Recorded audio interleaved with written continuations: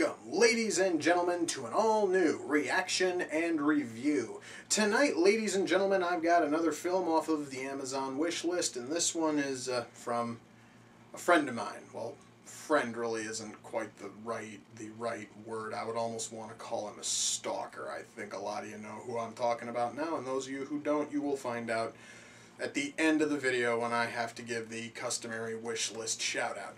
So, tonight's film, before I happen to announce the title, for those of you who don't read the title on these things before you click on them, there was a big fad on the internet, and it was a couple of years ago, and I really never found it funny, and these were called Chuck Norris facts. And the reason why I'm mentioning these stupid things is because I have a Chuck Norris fact of my own.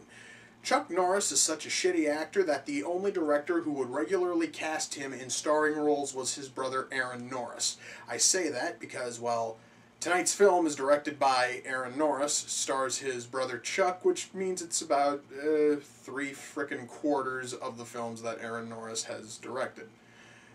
But tonight's film came out in 1996 and apparently is a big family film. I'm not sure if that's going to be a good thing or not. Tonight's film is Forest Warrior, a film where Chuck Norris tries to stop an evil millionaire from taking over a mountain or something. I actually only skimmed over the text on the back, and I know nothing else about it. The only thing I know is that it stars Chuck Norris. It was directed by his brother Aaron. It came out in '96, and I've seen one scene, and it's probably the stupidest thing I've ever witnessed. So I now get to see exactly what the context is for that scene, and even then, I don't think that there's going to be a proper explanation for it. So, without further ado, folks, let me set this case off to the side. It's time to kick back, relax, and check out Forest Warrior. And Chuck Norris is shot and killed, and nothing of value was, lost. The end. No, wait, there's still 90 minutes left. So, let me see if I've got this straight. Chuck Norris is shot and killed. He is brought back to life by a wolf, a bear, and a hawk. He's basically only a puma shy of being a zombie version of Brave Star. God, this is just... Jesus, man.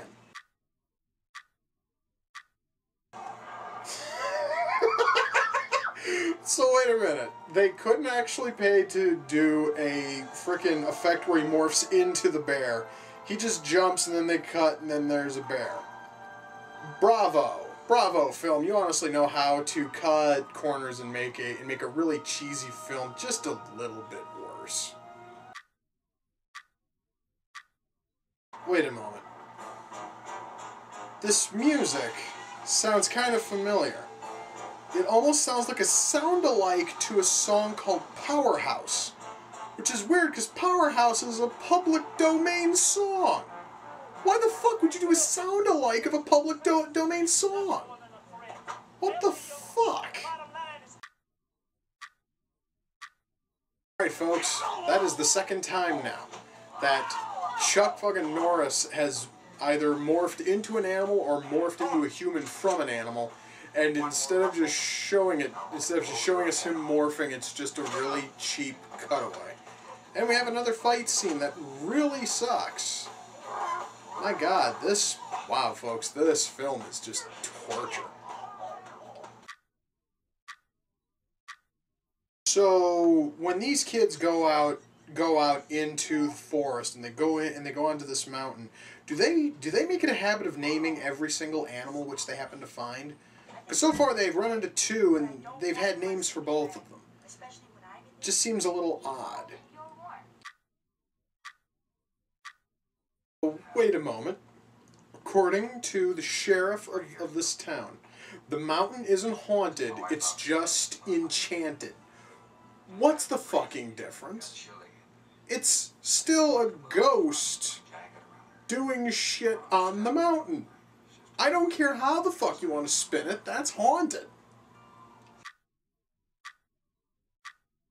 So a bunch of grown men who are on a job site, upon hearing music blaring through their walkie-talkies with no explanation for it, are going to hop out of their trucks and begin to air guitar with whatever the hell is nearby. This film couldn't be any stupider if it tried, I swear to God. Thank you, God. Fucking movie's over. Okay, folks. It's time for a little bit of catharsis. I feel I need to be cleansed after watching this god-awful thing. It's time to review it. First of all, I would like to say that this film, I'm going to assume, was intended to be a family film. There's a big problem with that, though, you see, because a family film, folks, is different from a children's film in the sense that a children's film is meant to only appeal to kids, while a family film is also trying to work in the parents, too. You know, family films are meant to be things that everybody can watch with no worries and no problems, and Forest Warrior fails to please either side in any real fashion. Allow me to explain. The story, the fight scenes, just the fights in frickin' general, and, you know, all this is far too childish for any parent to care, and there are a handful of scenes and plot points, by the way, plot points which go nowhere, I'm going to cover that in just a sec, which kids are just going to absolutely despise because it literally just seems to cause the film to basically just come to a screaming stop. And thus we're left with essentially a film that pleases no one and just sits out on DVD, wasting shelf space and wasting the plastic it took to put it on disc. So now that I have that said, let's cover the acting, first of all. I want to say that the acting in this film is just beyond garbage. Nobody puts in a frickin' performance that I would call even halfway decent. And what's really frightening is that our 5 leads, these 5 kids, were nominated for a young, it says here, they were nominated for a Young Artist Award for Best Performance in a TV Movie / Home Video by a Young Ensemble. That means that these 5 talent-challenged little brats were apparently nominated for a frickin' award. 1996 must have been a slow fucking year. Yeah, I am not gonna hang on to that fucking case anymore. Screw that shit. The acting from everybody is crap, and probably the worst out of all of them, surprise, surprise, is Chuck Norris, who basically just walks in. He has maybe about 25 lines total, and in all of them, he just doesn't sound like he cares. He sounds basically like he's just doing his brother a favor and appearing in this stupid movie. And what's really funny is that he is maybe in the film for about 15 minutes tops, and yet he is the only actor you see on the DVD cover. He is the top billed. Perhaps maybe that's because he's one of the only actors in the film you frickin' might have heard of, and he has more screen time than any other actor you may have heard of. By the way, I would like to say, and this is possibly a first in the series, I would actually have to go back and look, and if I'm wrong, you guys can by all means correct me. This film, I believe, marks the first time we've had an actor appear in more than one film in this series. That actor was Loretta Swit. She has a very small role here. In fact, her character could probably have been cut out and you would never have noticed.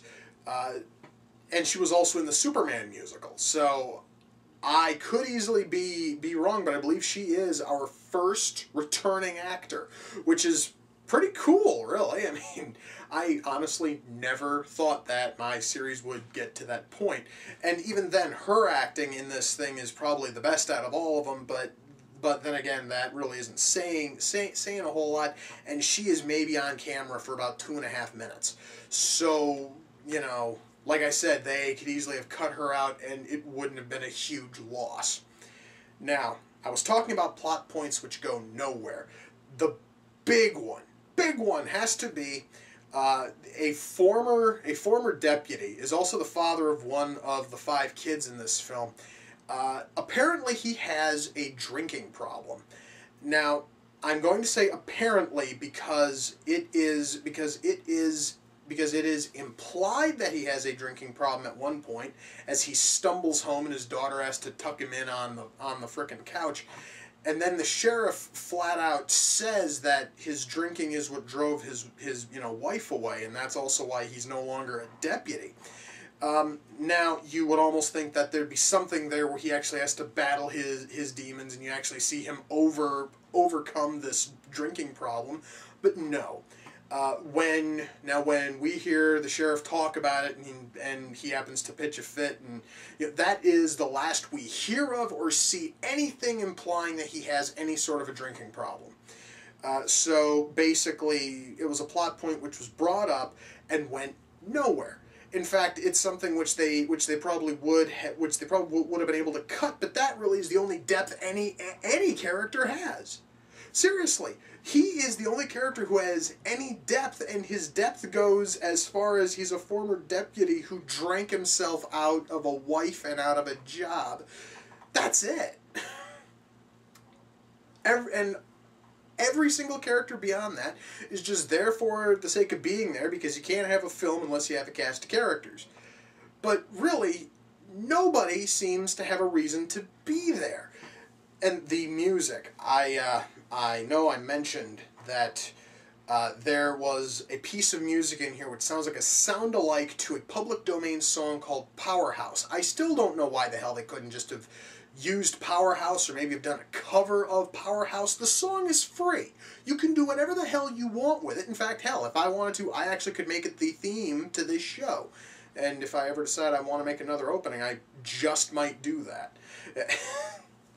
But no, they had to. But no. They had to create this fucking sound-alike for reasons I have yet to understand. And every piece of music which is in this movie, minus the 1 or 2 rock songs, really shitty rock songs which they put in here, every other piece of music, every single piece of instrumental music sounds like it was played on a cheap Casio keyboard that comes with like 37 instruments. You know, like one of those like really cheap like $45 keyboards. You know, and that doesn't bode well. And seeing as how I'm talking about the budget, and no, I haven't found any sites that actually list exactly what the budget was for this film, it is rather apparent that they felt the need to cut corners everywhere possible. I actually mentioned at one point that we happen to see Chuck's character as he transforms into a bear by basically jumping from a high ledge, and then we see a bear walk on the ground.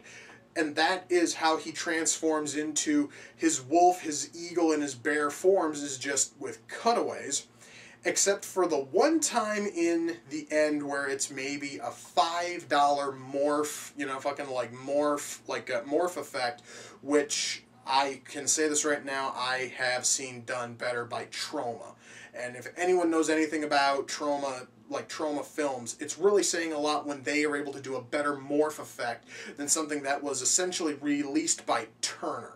Or rather, released by one of the little bitty, like diddly, like piddly ass studios that Turner owns. This film, folks, is just a train wreck, and I do not think that it's going to appeal to anybody unless they are one of those weirdos who thinks that Chuck Norris can actually act and will love anything which he is in. At which point they've probably already watched this thing at least a dozen times.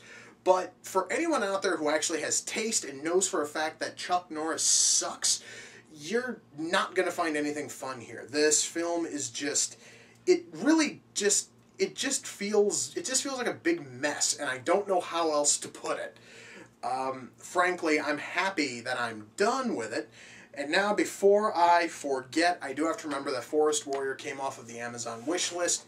And once again, it came from one of my friends. And that friend is, just keep that in mind. You can find him on his new channel, which is called Little Ridley Stairs, which he shares with another friend of mine named Darkness. And believe it or not, my next episode I'm going to be covering a film which he actually requested. So I just sort of thought I would mention it now, just that way I don't have to give him a plug there, because he didn't buy it, he just gave me a link to it. So, so yes, folks, my God, this film, I am just bordering on speechless here. This fucking movie is just torture to sit through. So, folks, with that, we come to the close of another reaction and review. Until next time, ladies and gentlemen, take care, and I will see you all in the near future. Peace.